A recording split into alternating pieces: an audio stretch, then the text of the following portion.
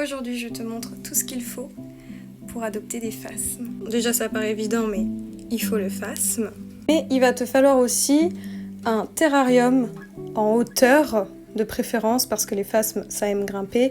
Donc soit en verre pour retenir un maximum d'humidité si ton phasme a besoin d'humidité, ou en flexarium si ton phasme a besoin d'aération. Ensuite, dans le fond, je mets de la fibre de coco parce que ça retient bien l'humidité et que ça fait un joli terrarium. Alors on n'entend pas n'importe quoi derrière, ce sont mes blattes géantes souffleuses de Madagascar qui du coup elles sifflent. Et du coup pour ton phasme, tu vas avoir besoin d'un verre d'eau pour ton feuillage. Donc ton phasme il va se nourrir de plusieurs choses différentes.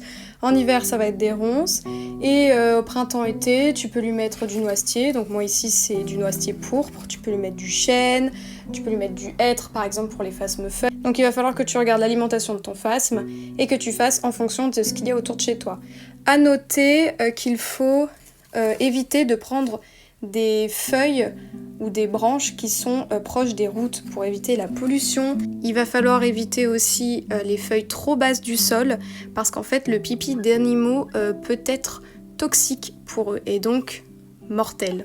Et voilà, normalement tu as tout ce qu'il te faut pour avoir un terrarium et des phasmes. Surtout pas oublier de rajouter un hygromètre et qui prend la température en même temps parce que tu vas en avoir besoin pour mesurer l'humidité et mesurer la température.